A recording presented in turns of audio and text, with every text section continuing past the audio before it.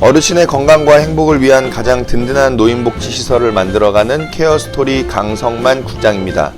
이번 교육에서는 현금 출납부만 잘 작성해 놓아도 회계관리의 90% 이상은 한 거다 라는 제목으로 설명드리고자 합니다.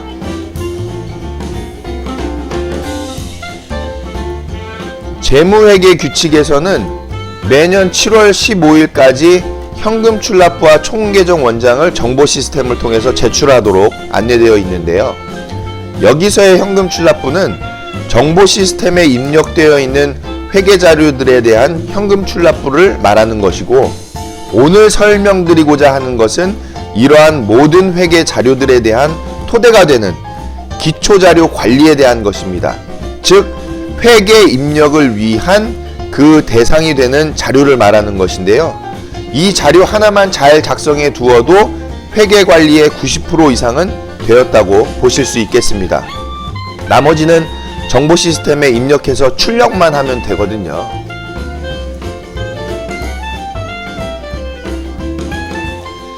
자, 그럼 이 기초 자료라고 하는 것이 무엇이냐면 바로 오늘 교육의 제목에서 언급한 것입니다. 즉, 현금 출납부를 말하는 것인데요. 엑셀로 된 이 현금 출납부 하나만 잘 작성해 두시면 나머지 회계 관리는 특별히 어려운 부분이 거의 없겠습니다.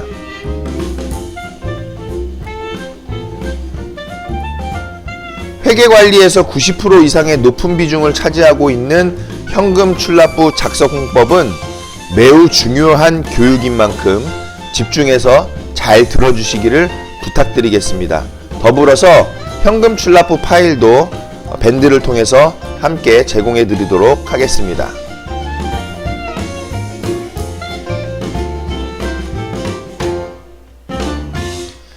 자, 그럼 현금 출납부 작성에 대해서 지금부터 함께 살펴보도록 하겠습니다. 자, 지금 보시는 화면이 현금 출납부 엑셀 파일이죠. 자, 그래서 이 현금 출납부 엑셀 파일에 보시면 통장을 4개로 구성을 해 놓고 있습니다. 저희가 그 회계교육에서 계속 안내를 드렸죠. 그래서 이 현금 출납부 엑셀 파일에서는 통장을 4개로 이제 보고 있는데, 그 중에 하나가 운영비 통장, 그리고 그 다음은 식재료비 및 간식비 통장. 네, 요것도 좀 키워야 되겠죠.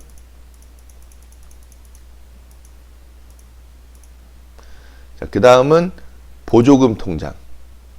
네, 이 부분도 크게 해서 보도록 하겠습니다. 자, 그 다음에 후원금 통장이죠. 그래서 통장은 이렇게 총 4개로 우리가 시설에서 관리하시면 되겠습니다. 뭐 본인 부담금 통장을 따로 만들고 공단 부담금 통장을 따로 만들고 했던 거는 예전에 초기에 우리가 처음에 잘 몰랐을 때 그때는 그렇게들 하셨었죠. 그런데 그렇게 안 하고 운영비 통장 하나로만 관리해도 된다는 부분입니다. 그 통장에 대한 용도는 뭐 지난 회계 시간에도 다 설명을 드렸었고 하니까 뭐 용도는 여러분들 잘 아시겠죠? 왜냐하면 통장 이름만 봐도 벌써 아는 내용이니까요. 보조금 통장은 우리 그 시설생계급여비가 입금되는 보조금 통장이고, 또 때에 따라서는 시군구에서 간혹 가다가 어쩌다가 한 번씩 연료비를 지원해 준다든지 그럴 때 쓰는 통장이죠. 그래서 어쩌다 한 번씩 쓰는 통장 일 수도 있고, 또는 시설생계급여비 때문에 매일 써야 되는 통장일 수도 있고, 후원금 통장은 말 그대로 후원금이 들어오는 그런 통장입니다. 여기 보시면은 보조금 통장의 결의소 번호라고 했는데 이 부분도 우리가 비고로 바꿔드릴게요. 자, 중요한 부분은 뭐냐면은 운영비 통장에 어떤 것들이 입금이 되냐면 공단 부담금 입금되겠죠. 그 다음에 본인 부담금 입금될 것이고, 그 2가지 금액만 입금이 됩니다. 거의 대부분이. 그리고 뭐 다른 데서 입금될 거는 거의 없잖아요. 그래서 본인 부담금, 식재료비, 또 때에 따라서는 상급 침실 이용료도 들어올 것이고, 그리고 공단 부담금도 들어오게 됩니다. 자, 그러면 그 돈 중에서 우리가 이체해서 써야 될 부분의 돈은 실질적으로는 식재료비와 간식비밖에 없죠. 그래서 운영비 통장에 식재료비와 간식비가 이체가 더 입금이 되면 그 어르신의 식재료비 간식비를 전체로 파악을 해서 이 식재료비 및 간식비 통장으로 이체를 시키면 되겠습니다.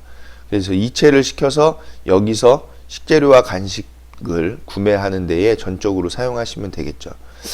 자, 예를 들면 이렇게 된다 이거죠. 만약에 2019년 10월 1일 날 이게 자 2019년 10월 1일 날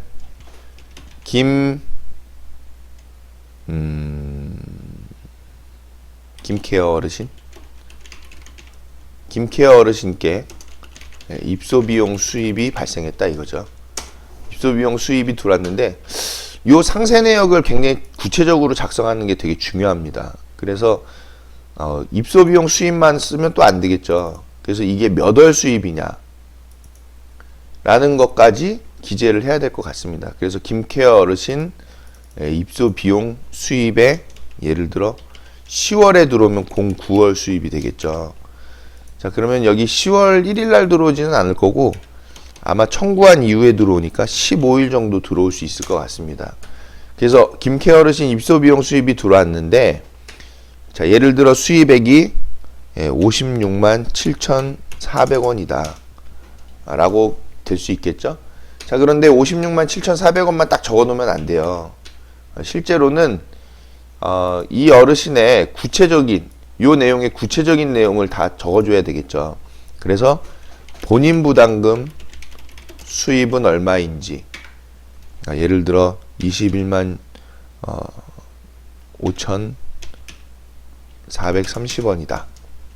그 다음 식재료비 및 간식비 수입은 얼마인지 예를 들어 7,000원씩 잡았다고 하면은 하루에 그래서 30일이다. 그러면 37에 21만 원이 되겠죠. 자, 그 다음에 상급 침실 이용료는 얼마인지 요 내용까지 같이 작성을 해 주셔야 한다는 거죠. 그래서 요 김케어 어르신 입소비용 수입을 적어 놓고 그리고 이 금액에 대한 상세적인 그 밑에 내용들을 같이 작성해야 되겠다. 또 때에 따라서는 이거를 안 적을 수도 있겠죠. 안 적고 그냥 요 밑에서 구체적으로 보여주고 나서 합계 금액이 얼마다 정도까지 안내를 해주시면 되겠습니다. 자, 그러면 이 식재료비 및 간식비 수입 21만 원이 이쪽으로 넘어간다라는 거죠. 그래서 여기에 넘겨주실 때에는 이 21만 원을 예를 들어 이날 이분 말고도 자 2019년 10월 16일 날 또 들어옵니다. 김복자 어르신 입소 비용 수입인데 이분도 09월 분이에요. 자, 그랬을 때 이분도 본인 부담금 수입이 예를 들어 17만 5,400원이었다.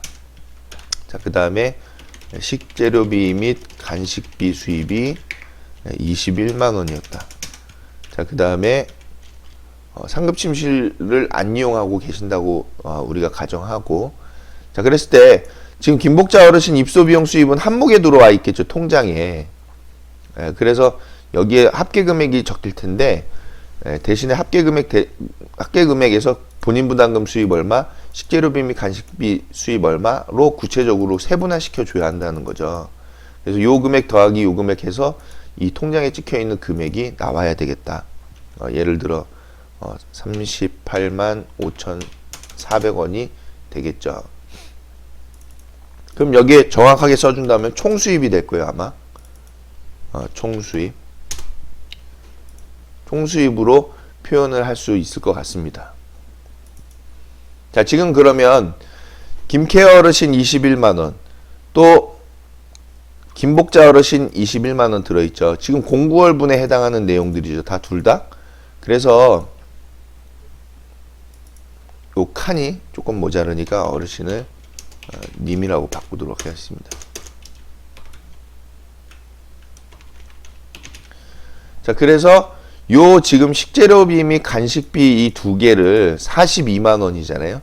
그 42만 원을 여기다가 이체시켜 준다는 거죠.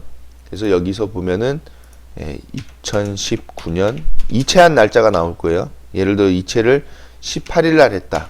자, 그러면 요 가운데 정렬을 시켜주고, 자, 그러면은 이 내용에 대해서는 09월분 뭐 식재료비 및 간식비 이체라고 표현이 될 수 있겠죠. 그러면은 이건 이체를 한 거기 때문에 얘는 다른 건이 됩니다. 그래서 우리가 이제 뭐 이건 나중에 설명을 드려야 될 내용이지만, 이체한 거는 결의서로 결의서상에서 결의서 입력을 하지 않죠. 단순히 이 통장에 수입으로 잡힌 부분들을, 식재료비 및 간식비의 수입으로 잡힌 부분을 식재료비 간식비 통장으로 이체한 것이길 뿐이기 때문에 이 42만 원에 대한 발생은 여기서 한 번 된 거죠. 그래서 요 금액을 그냥 단순히 식재료비 및 간식비 통장에다 이체한 것 뿐입니다.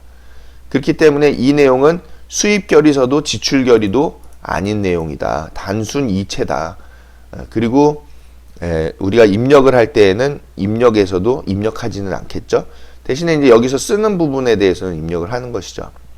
자, 이렇듯이 지금 요 식재료비 간식비 및 간식비는 이렇게 이체를 한다는 걸 보여드린 거고요.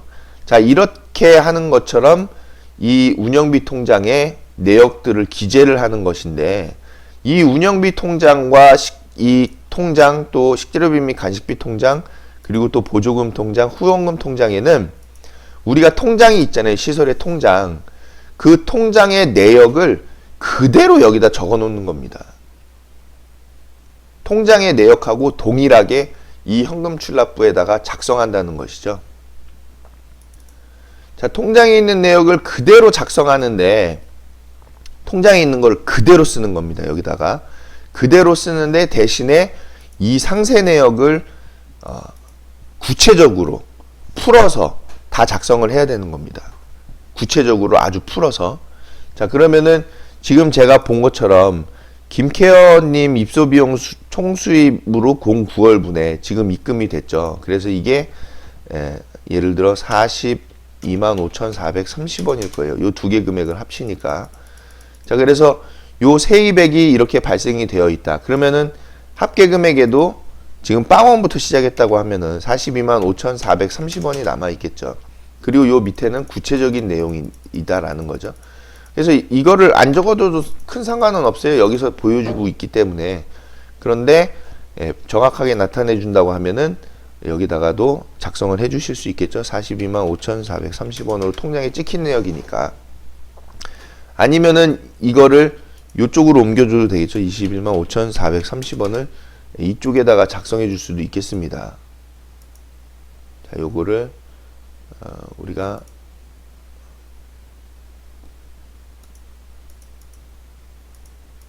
자, 이렇게 보여줄 수 있겠죠.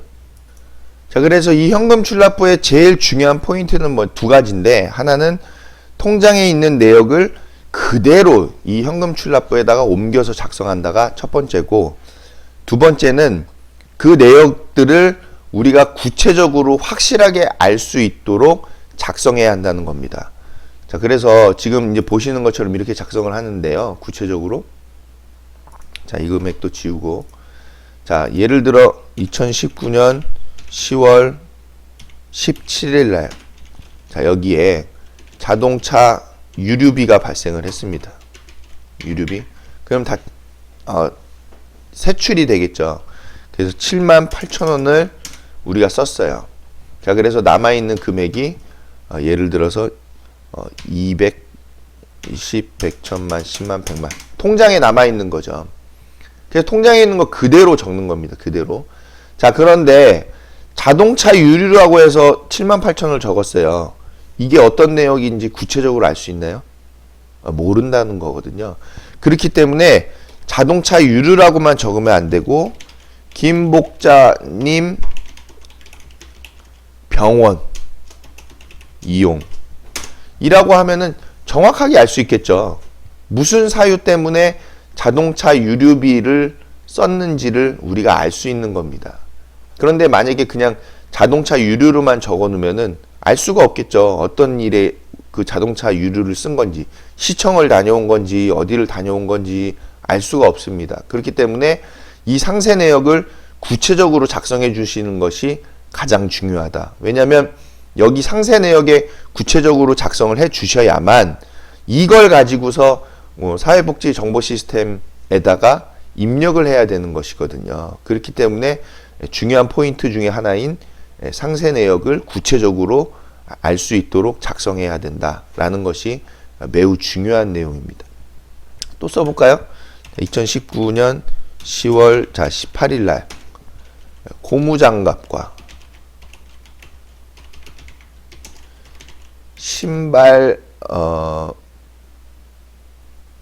신발장에 걸레를 구입했다. 자, 이렇게 되어 있습니다. 자, 그러면 고무장갑은 어디서 쓸 거냐는 거거든요. 그 다음에 신발장 걸레는 뭐 이제 우리가 그 시설의 입구에 신발장이 있는데 거기 닦으려고 산 걸레가 되겠죠. 그러면은 신발장에 대한 걸레는 명확한 것 같아요. 자, 그런데 고무장갑은 어디다 쓸 고무장갑인지를 우리가 모르겠죠. 그렇기 때문에 이 고무장갑에 대한 내역을 정확하게 구체적으로 써야 한다. 자, 그럼 여기서 얘기하는 고무장갑은 청소용이 될 수 있겠죠. 청소용이면은 이거 청소할 때 쓰려고 산 거구나. 결국에는 청소 때문에 구매한 물품이다라는 것이죠. 그래서 우리가 확실하게 알 수 있는 내용입니다.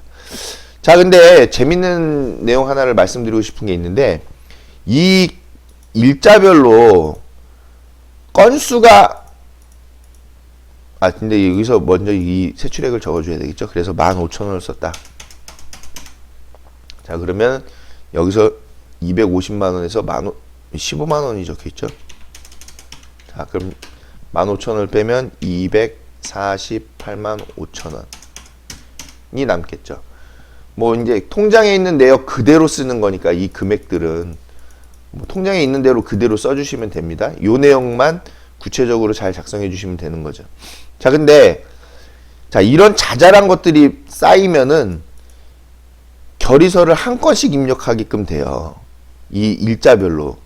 그러다 보니까 결의서 자체가 양이 많아지는 거죠. 왜냐하면 고무장갑, 뭐 구충제, 쓰레기 봉투, 문구류 뭐 이런 것들을 사게 되면은 한 건 한 건 되면은 건수가 많아지잖아요. 입력해 볼게요. 2019년 10월 19일 날 뭘 샀냐? 쓰레기 봉투와 A4 용지를 샀다.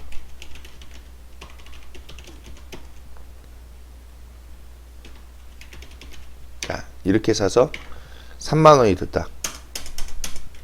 자, 그러면은 245만 5천원이 남겠죠? 자, 여러분이 만약에 이렇게 작성이 이제 될 건데, 그러면은 W4C에는, 즉 사회복지시설 정보 시스템에는 요거 한 건 결의, 요거 한 건 결의 이렇게 가겠죠. 근데 실제로는 우리가 몰아서 할 수도 있습니다. 결의 자체를. 무슨 얘기냐면은 사회복지시설 재무회계 시스템에다 입력을 할 때에는 2019년 10월 20일자로 18일 건 하나, 19일 건 하나를 같이 넣을 수도 있어요. 방법상. 그렇기 때문에 줄일 수 있죠. 이 페이퍼 자체를. 자, 그런데 일반적으로는 어떻게 하냐면 그냥 일반적으로는 다 그 시군구 직원분들이랑 다들 이렇게 알고 있죠. 18일 날 거 한 건 있어야 되고 19일 날 거 한 건 있어야 됩니다. 이렇게 이해들 하고 계시잖아요. 그런데 실제로는 W4C에다 입력할 때에는 이게 이렇게 돼 있다 하더라도 20일 날짜로 입력을 할 수도 있습니다.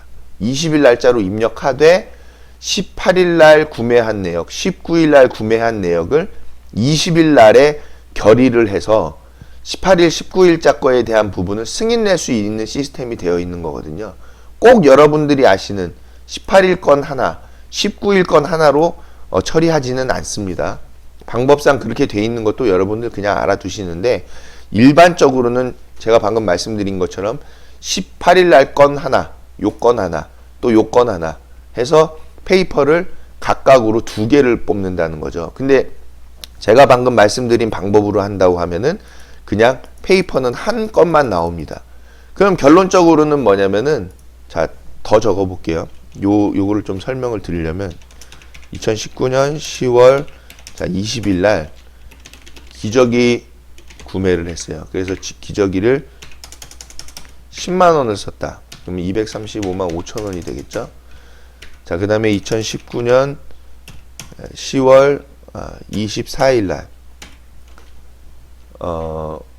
자, 혈압 측정기를 구매했다고 해요. 자, 그 혈압 측정기가 일시 100,000만 5만 원이었다. 그러면 230만 5천 원이 되겠죠. 자, 이렇게 구매했어요.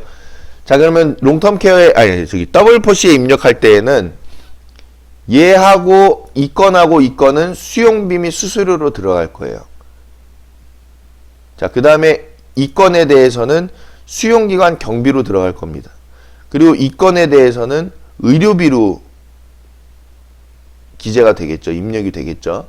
자, 그러면 총 페이퍼는 결의서는 하나, 둘, 셋, 넷, 5개가 나온다는 건데, 제가 얘기하는 거는 같은 목에 대해서는 한 건의 결의서로 처리할 수도 있다라는 겁니다.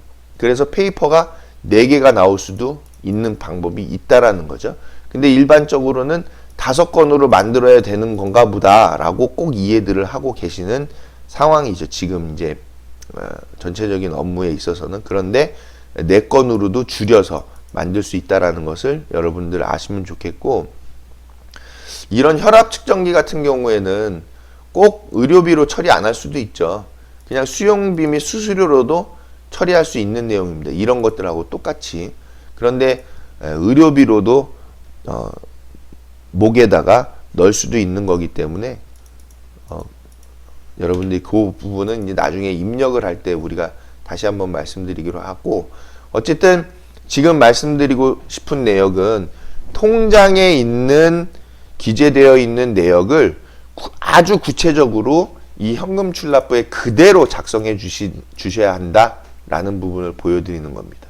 그리고 이 세입액 세출액 합계액까지도 그대로 통장에 있는 거를, 자, 그대로 적어 주시되 이 상세 내역에 있어서는 어떤 것을 했는지에 대해서 우리가 알 수 있게끔 구체적으로 작성해 주시는 것이 매우 중요하겠다라는 부분입니다. 나머지는 그냥 이 내역을 가지고서 사회복지시설 정보 시스템에다가 입력만 해주는 사안이기 때문에 거의 모든 일은 여기서 다 끝난다라고 거의 보시면 되겠죠. 그래서 이 부분이 구체적으로 잘 작성되어 있지 않으면 그러면은 좀 어려운 상황이 됩니다.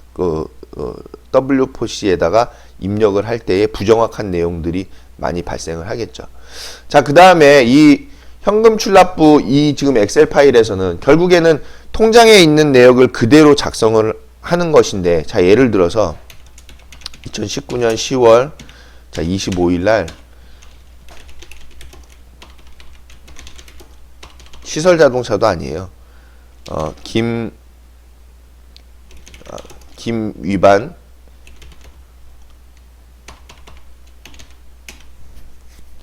김위반님, 자, 범칙금을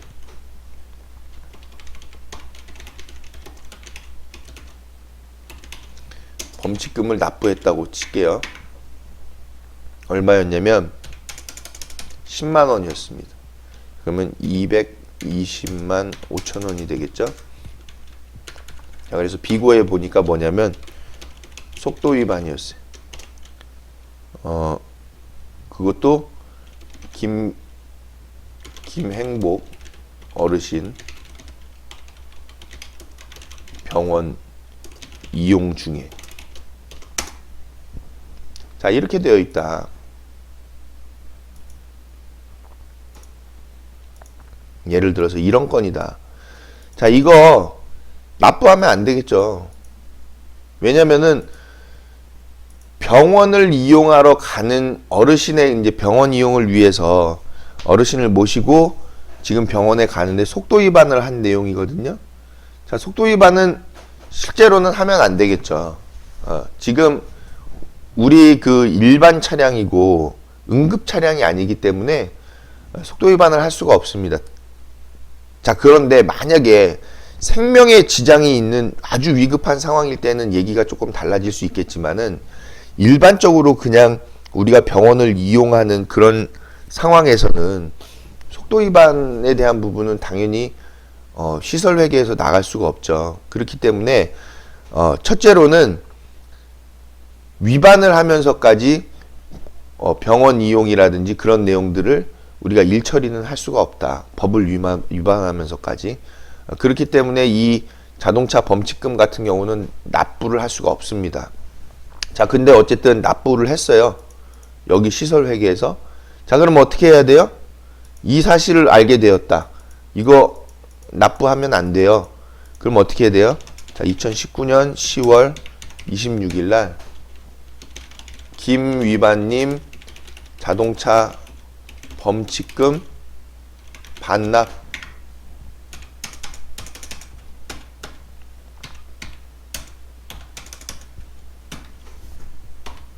다시 반납해야 되겠죠. 납부하면 안 되는 금액이었거든요. 그래서 납부를 했는데 자 26일 날 다시 반납을 했어요. 그래서 다시 회계에다 넣어놓은 통장에다 넣어놓은 거죠. 자, 어떻게 보면은 이게 시설에 있는 돈을 모르고 유용한 상황이 됩니다. 유용. 그래서 유용은 위법이죠. 그런데 우리가 몰랐기 때문에 이거를 썼다가 다시 지금 시설회계 통장에다가 10만 원을 다시 넣어놓은 거죠. 자, 그래서 지금 결의서를 사회복지시설 정보시스템에다 입력하기 전에 이 내용을 미리 알고 통장에다 다시 반환시켜 놔야 하는 것이다 라는 겁니다. 그래서 요 두 가지 내용은 우리가 사회복지시설 정보시스템에다가 입력은 하지 않겠죠. 그런데 통장에서는 현금출납부상에서는 이게 기록은 남겨 놔야 되겠다. 그래야지 우리가 통장에서 돈이 어떤 방향으로 구체적으로 어떻게 지금 쓰여졌는지를 알 수가 있겠죠. 자, 그 다음에 자 2019년 10월 자 27일 날 뭘 했냐면은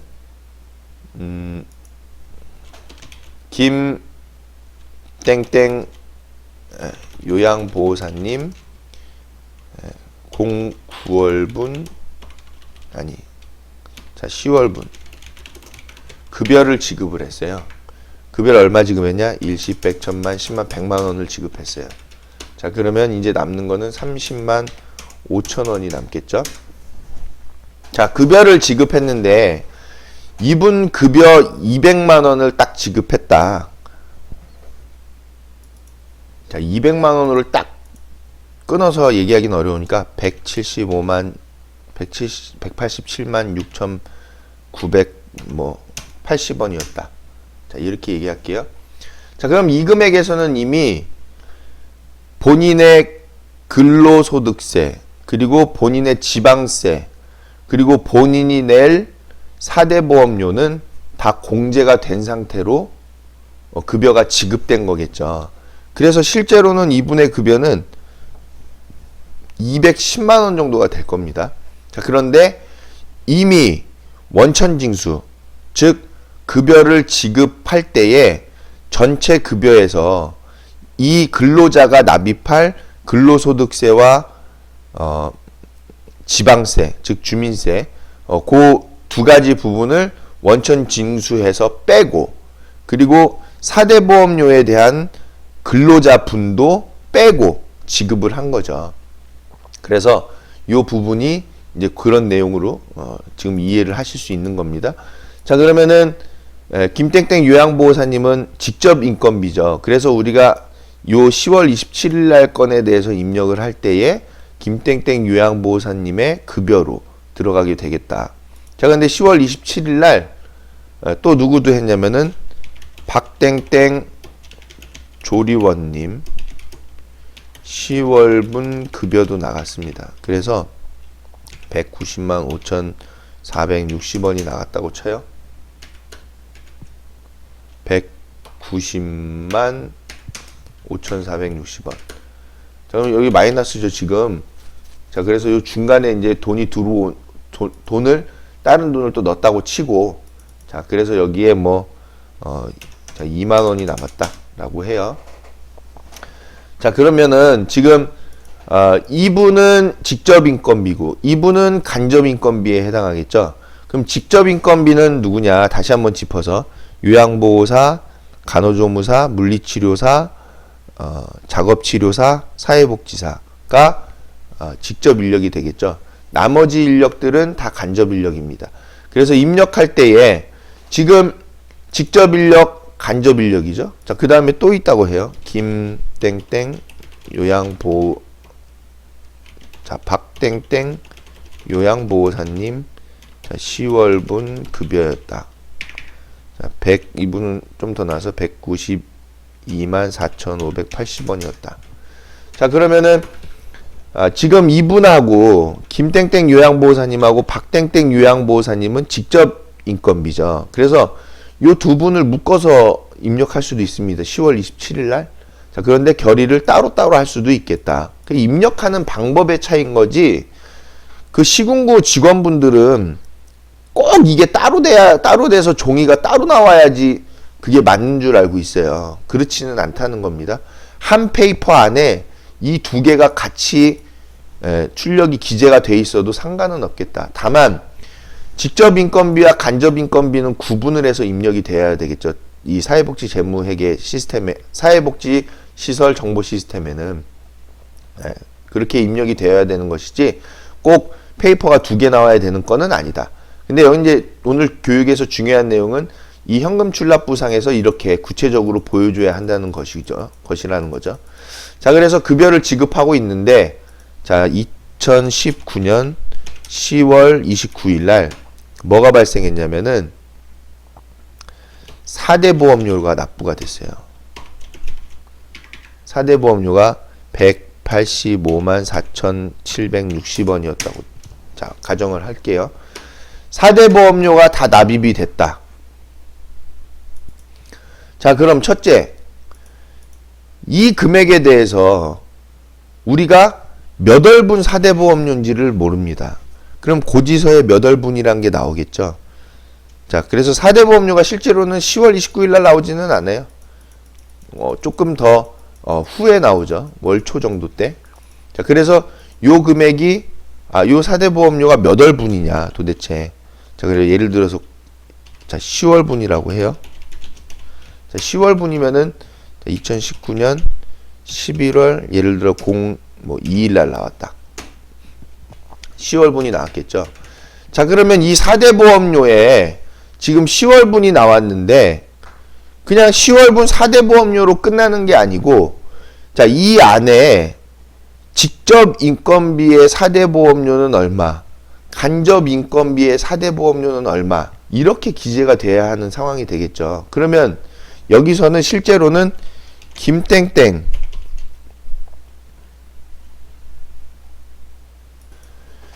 요양보호사님의 10월분 급여가 지금 187만 6,980원이었단 말이에요. 자, 그러면은 이 김땡땡 요양보호사님의, 자, 10월분 급여에서 지금 제가 아까 설명을 드린 것처럼 김땡땡 요양보호사님의 10월분 급여는, 지급된 급여는 지금 김땡땡 요양보호사 선생님께서 납부할 4대 보험료도 포함해서 다 공제를 하고 급여를 지급한 거거든요. 그렇기 때문에 지금 이 4대 보험료 10월분이 나온 거는 결론적으로 김땡땡 요양보호사님이 직접 본인이 납부해야 할 근로자분의 4대 보험료와 그리고 사업주가 납부해야 할 4대 보험료가 짬뽕해서 믹스돼서 나온 금액이 되겠죠.